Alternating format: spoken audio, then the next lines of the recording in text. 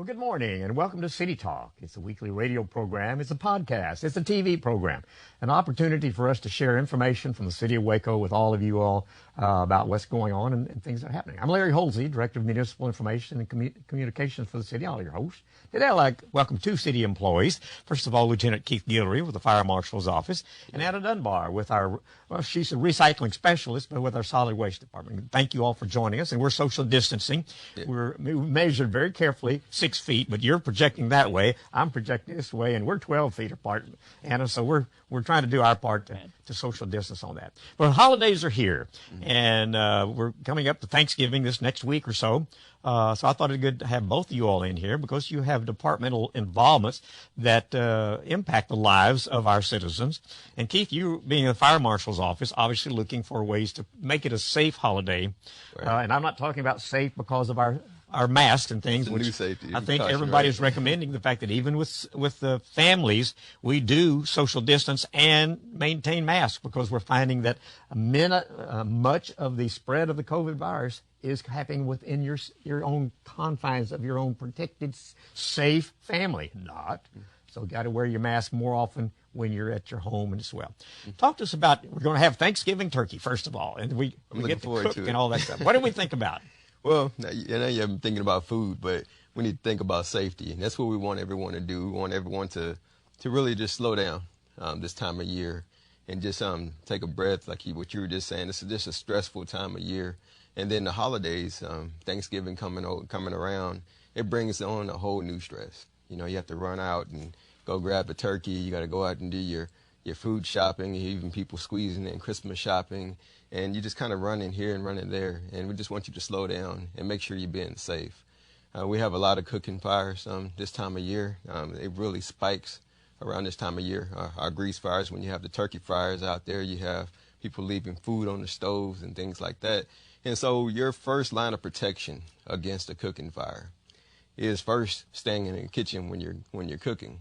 But if you do happen to have a cooking fire, you want to make sure you have a fire extinguisher available. We always talk about that multi-purpose extinguisher, that 1A10BC, if you're going out and looking for one, or at least get one that you can handle. Some people, if they have a disability or some of the elderly, they need some of the smaller one-hand fire extinguishers that you can use and you can handle a lot easier. And the other thing you can do is just have a cookie sheet available to smother the fire. If you have a grease fire, or a fire inside your kitchen, slide that cookie sheet over it. You can keep it on top of the refrigerator, on top of the counter. Just have it available for you if you do have a fire in your kitchen. So those are the lines of protection we want you to have this time of year. Again, just slow down. Make sure you're in the kitchen if you're cooking.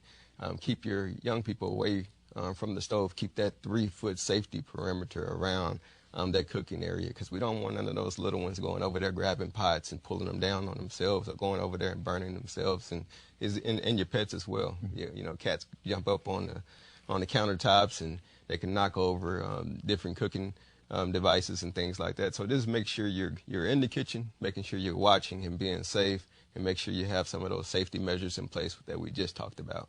Well, and you mentioned about cooking turkeys, and you mentioned about grease. And my immediate thought is all those people who fry their turkeys, and they have a turkey frying with the grease and all that kind of stuff. That's one of the most dangerous things, because talk to and describe, first of all, never do it inside your garage. And then also when they're putting the turkey in, because that's, I think, when a lot of fires happen. Absolutely. When you have those turkey fryers going, you want to make sure that turkey is completely thawed. If it's frozen, what happens is that you drop that turkey into the fryer, that ice build up inside the turkey, that's water. And so that water mixes with that grease. Grease and water don't mix. It overflows, get down to the burner, and that's what causes your actual fire. You don't want to ever do it inside the home or inside the garage. You always want to be on a level surface. And you want to be on a non-combustible surface. When I say that, you don't want to be on a wooden deck or anything like that, because if it does boil over and that fire does happen, it's going to burn that deck as well. I've seen one of those fires one year that took out an entire backyard, because most of the backyard was a wooden deck that was made really, really nice, and went up on the fence and went everywhere. And so you just want to be on a level surface, want to be outdoors. You want to make sure that propane tank is a good distance away from the burner as well. And you want to make sure you read the instructions to the turkey fryer. There's a minimum and maximum line inside that pot. make sure you read the instructions and know how to use the device before you go out there and use it. Yeah, there's a secret to that, and sometimes people learn the hard way, and we're trying to prevent the hard way from being the dangerous way. Right. It can destroy property and things like that. So, but cooking is always fun, but it's all they sometimes also said maybe it's the time to have it catered or something. Maybe I should just order it and bring it in. So there's a lot of different things to think about. But also we'll come back to that in a minute. But fats, oil, and grease, Anna. That's something you all in solid waste and in our wastewater treatment plant, and I know you're not necessarily directly connected with that, but the wastewater. You had some number of years with the TCEQ, Texas Commission on Environmental Quality, and proper disposal of things. Grease does not belong in the drain. That's right. Talk to us a little bit about fog, fats, oil, and grease, and how that impacts our sewer system, first of all. Right. Well, it can cause clogs and a backup, and that can be in your house, and it can even be in the city main lines, which are in the street. So the city of Waco decided to have an easy way for people to get rid of cooking oil and grease, and that's one location is at the Cobb Citizen Convenience Center, otherwise known as the Cobb's Recycling Center, and that's open Tuesday through Saturday from 8 to 5. And you can drop off grease at any time during those hours.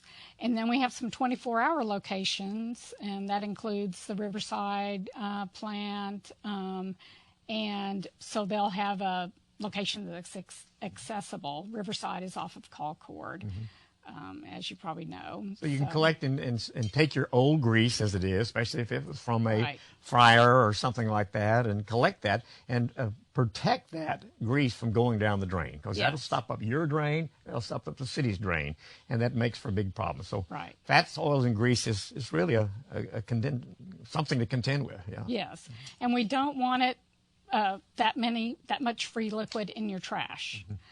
If you're just absolutely desperate and you have no other option, you can use kitty litter or mulch and try to soak it up and then put it in your trash. Put it in the trash. Yeah, that's smart. Great information. And we're going to back and forth here a little bit too, because I'm going to jump into a situation I know you're passionate about, and I am too. But I want to make sure our citizens know about how to properly dispose of the leaves that are falling down right now. Right. Because, and I know this will jump over to Keith Guillory's area about fires and not burning leaves and things like that. Let's talk about leaves, because they become a really major problem if, first of all, you blow them into the curb and they get into the storm drain. Let's talk about that, and then we'll talk about how to properly collect and how the solid waste services will pick them up. Okay. So people think that the storm drains are, some people think they go to a wastewater treatment plant. Some people think they just go somewhere. They're not sure where. Well, the storm drains ultimately go to the Brazos River or Lake Waco. And so both of those waterways we want to keep nice, and we also want to keep the pathway, the storm drain, clear. So everyone putting all their leaves in the storm drain can cause, all kinds of problems mechanically for the stormwater system, and we really would like for people not to do that. Yeah. I've had people tell me, well, John Doe's garden shop or garden service does that, and that kind of thing. And we try to address those as we hear about them by contracting. They're responsible if it is a contract, yard maintenance place. They're supposed to take care of those leaves and not. Yes. So if you see a yard maintenance or your yard maintenance person is blowing them into the curb and down the street, out of sight, out of mind, that's a violation of a code, really, that we don't allow. Because the big problem is once the water, once it starts raining, and we sometimes have some really heavy rains, if it doesn't properly drain the streets very good, chances are there's a drain clogged and stopped up because it's got too many leaves or trash or whatever else in it. Yeah. And everybody remembers, the first time they've gone by the Brazos after a big rain, after the drought, seeing all that stuff, cups and everything, styrofoam cups and everything. And I remember there was a soccer ball one year. It's just like, wow, how How did someone cram that into the storm But you're right, drain? because everybody thinks just because it's out of sight, out of mind, you get it into the drain, it's Just going to go. It's disappears. going to go away. Right. I don't see it anymore, so it must be gone. Yeah. It does. It goes down the drain all the way to the river, and then our river turns very ugly, and nobody wants that to happen. So many people will come down and say, why doesn't the city clean it up? Why don't we prevent having to clean it up and not have to have volunteers? I know Keep Waco Beautiful. You work very closely with Keep Waco Yes. Beautiful. They do a lot of cleanup days and Yes. things on the Brazos River and Lake Waco shorelines and stuff Yes. that get very ugly. Yeah. Mostly because of the water coming off of our impervious surfaces, Right. our paved surfaces. Right, that's right. And the streets department does do street sweeping, but it's not really designed to pick up everybody's piles of leaves. Yeah, So, yeah. So, but talk about the proper way now to bag our leaves, because I know you came out with a campaign about 6 months ago or more, at least, of letting us know the fact that plastic bags really will not be picked up. And so Right. talk about that and the reason why, because recycling, you are the queen of recycling. And we want to make sure people understand that we can all do the right thing and recycle, but you have to understand why we can't recycle leaves in plastic bags. bags, yeah.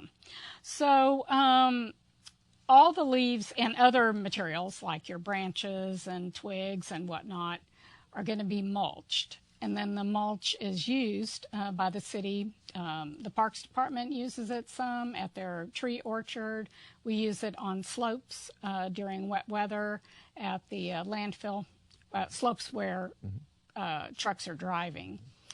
And so we don't want the plastic in there because plastic's not going to break down, and it's not going to work for mulch. So that's why we went to paper bags, and the paper lawn bags are available at most retail outlets. Same place you buy the plastic bags, probably. Yes, yes. And I've even seen them on Amazon. They are very heavy paper, but paper is degradable, so it'll biodegrade. And if you don't want to do that, you can get 2 green carts for your household to be picked up during green weeks at no extra charge. So that means your trash bill will not change with the 2 green carts. And those are 90-gallon carts, aren't they? Yes. So you got 2 That's quite a bit. 90-gallon green carts that are free with your service that you're paying for already, and you can put as much leaves as you want to, and maybe hold the rest for next time if you want. Right. And if you have to bag them plastic, but then dump them outside the plastic into that, because then those will be recycled or mulched or whatever else and treated as if they were in a paper bag too, because the paper bag is all disposable together too. So. And I just want to add one caution. A resident called me about compostable plastic bags, which they do sell those. On the box, it said for yard waste program. So she thought, oh, okay, this is great. So she called me, and I had to explain that we don't have a composting program. We have a mulching program. So I want to caution people about buying those bags thinking that would be okay for leaves. Yeah. I just think it helps if all of our citizens understand why we do and what's going on. And bottom line is they can put up to 20 of the paper bags curbside on their property, not in the street, but on their property at the curb, and they will be picked up on green recycling weeks. That's correct. No extra charge, no call-in necessary. Right. Plastic bags, if put on the street like that, will not be picked up. That's right. It is the responsibility of the property owner, or in so many cases, the contractor that you hire to mow your grass or take care of your yard. They're responsible to carry it off. And you can take that to the landfill, and it will be taken at the landfill there in the bags, but not, it'll be thrown in the landfill, I guess. Right. Yeah. Yeah, And just so- like a bag of trash. Just like a bag of trash, which is not what we want to have happen. So that's just really I think it's information that a lot of times you buy in on something you understand. Oh, that's why. Well, okay, then I will buy the paper bags rather than the plastic bags. And that's why my bags did not get picked up as I thought they were when I went all that trouble to bag them like that, right? And then the master gardeners will tell you, mow them in. Yeah, that's what I do. Put it on mulching setting, mow the leaves in. That's better for your yard. Yeah. Or you can do backyard composting, and Keep Waco Beautiful, as you mentioned, has backyard composting classes periodically. Absolutely. Yeah. If you just joined us, we're visiting with Hannah Dunbar, who is with our recycling specialist at the Waco Solid Waste Services Department. And we're visiting also with Lieutenant Keith Guillory with the Fire Marshal's Office. And Keith, I'm going to move to you now because we just talked about leaves a little bit. Okay, we pile up the big old things of leaves, and I did this not too many years ago with my grandkids. I had a big old pile in my front yard and getting ready to mow over it. But my grandkids were piling in. We were having fun and throwing leaves and everything else. But you get tempted to burn it. Ooh. Don't do that. Don't get tempted talk to burn. Talk about illegal burning, because I know you get called all the time. We do. You all get fire calls to go for illegal. I hear it dispatched, illegal burn. What constitutes what can you burn in the city? The only thing you can burn in the city is, the only thing you do is cook. You can cook on your barbecue pit. You can cook on your grill. But you cannot burn any yard waste. You can't burn any type of envelopes, mail, or anything like that. You can't go around and clean your property, make a pile, and burn it on your property. Even if you have 10 acres or something. It doesn't matter. If you're in the city limits, you cannot burn in the city limits, and we get that all the time. And I understand. I stayed on 5 acres for a long time, and I understand having to keep your property clean. I understand people want to keep their lots clean and things like that. And we can appreciate that living in the city, that people want to keep their things nice. But that's why we have great programs that Anna was just talking about. That's why we have the city dump. That's why we have the Cobb's Recycling Center, to make sure you can dispose of all those things properly. Of course, we don't allow burning in the city limits of any kind, unless you're cooking. All those other things, you can use the dump site, or you can use the Cobb's Recycling Center. And that's what we always recommend to people. It is a ticketable offense. We can issue you a citation when we go out. We'll give you a warning sometimes, but a lot of times they will end in a citation if we get called out to someone illegally burning in the city limits. Well, especially if you have to put the fire out and everything. That takes city resources. City resources. Just think about every time you've seen a fire truck rushing down the street, they don't know for sure how bad is bad and how big is big, for that matter. And when they're getting there, they're putting lives on the line when they're just driving to get there, all because of somebody doing something like burning illegally. It's illegal. Yeah, so again, the more you know, you're less likely to offend and get into a violation for a ticketable offense or something like that, right? So, yes, I mean. You got anything else? Hey, if I do this in I have a burn pit for, on my deck to have, and it's designed to put some logs in there. That's okay. That's a great question. I'm glad you brought that up, because that's not okay in the city limits. You cannot burn inside the city limits, even inside of a burn pit. Oh, okay. The only thing you can do is cook inside the city limits. But that's a great question. We get phone calls on that all the time, where people ask, "Hey, can I use this burn pit or chimney or something like that in my backyard?" But you cannot use burn pits inside your backyard. You can't stack logs in there and have a little small bonfire where you sit out and you're sitting back drinking your cocoa, or however you do it, singing your songs, playing the guitar. You can't do that inside the city limits. And I understand, again, that people want to do those things. It's a nice time. It's a nice family time to be able to do those things, but you can't burn in the city limits, because one neighbor may do it safely. They may do it all right. They may have their fire hose extended. They may have a fire extinguisher available, and they have their burn pit there. But then you have another neighbor who builds a bonfire in their backyard and don't have any of those available resources to suppress the fire if they have one. So we can't pick and choose who we allow to do things in the city limits like that and to be safe. So there's no burning inside the city limits. That's just the way it is. See, there we learned something.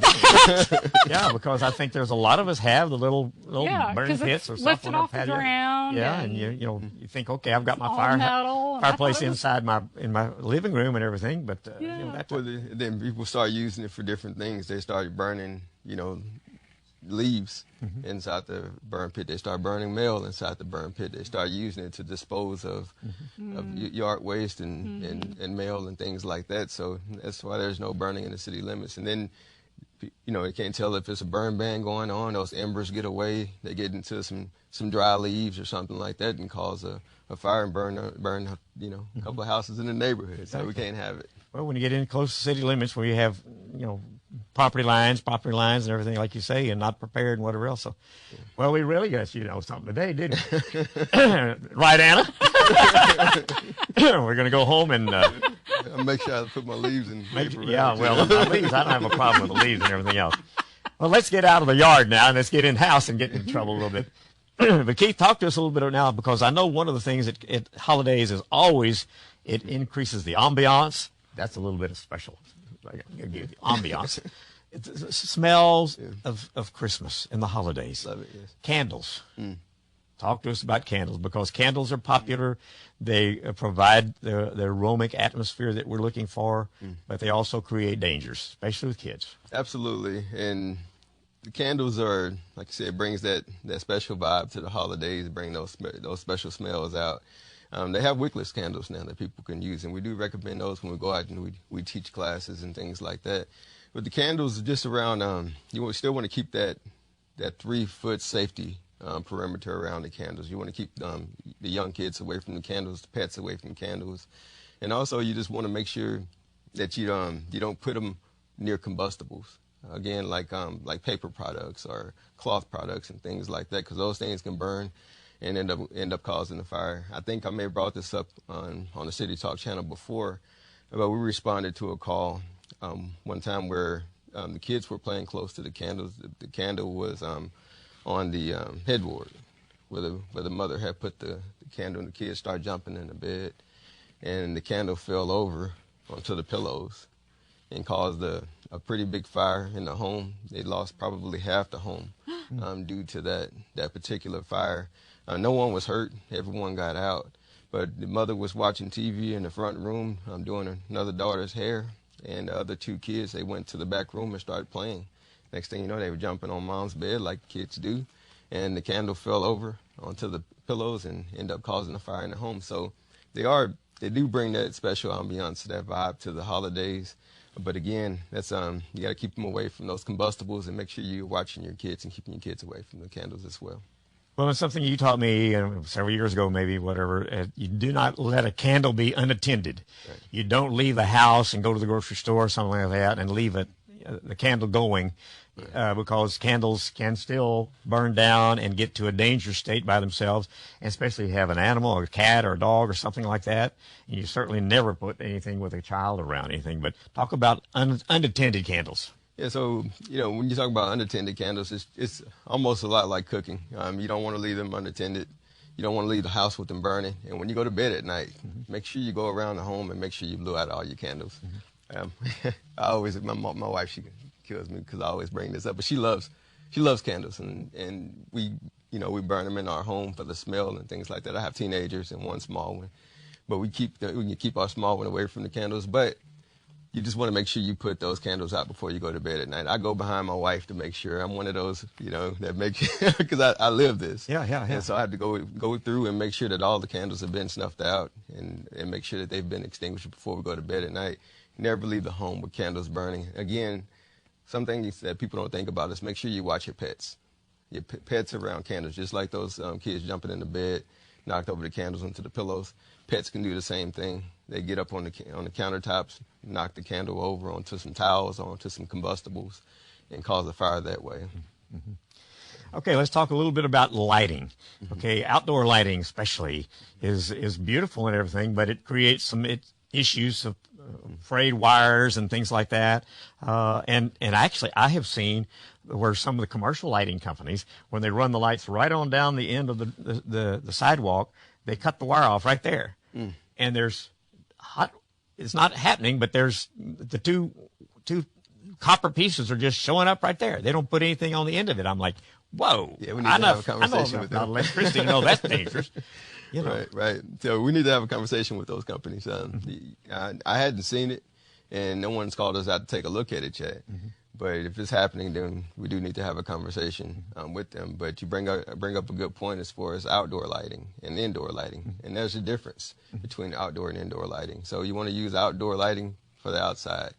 But you bring inside lighting to the outside, then it can cause a problem when weather comes about. If we get some sleet or if we get some rain, that can cause an issue. When you put those lights up on the exterior of your home, don't use like staple guns or nails, just use clips, because with those staple guns and nails, it put pressure on those lights, and it can cause those lights to break down, and it can cause a fire by that, arcing right there against your home. And so make sure you use clips instead of nails. Make sure you use heavy-duty extension cords, and make sure you read the instructions or with the load that those extension cords or power strips can endure. Because if you use too much, you ask too much of those extension cords can break down and also cause a fire. Yeah, and there are proper outdoor and indoor extension cords. And if the breaker breaks, quit trying to reset it. Decide you're going to have to find another outlet to get it into, and protect about that, because there's a lot of things that you're putting in your yard. Some of the blow-up things require a lot of amperage because of the blowers do that. And talk a little bit about that, because you got cords going across many times just across the grass. And we recommend for those blow-up Christmas decorations that you use power strips for those. And make sure those power strips that you use, as well as your extension cords, are rated by the Underwriters Laboratory. I always say look for that UL sticker.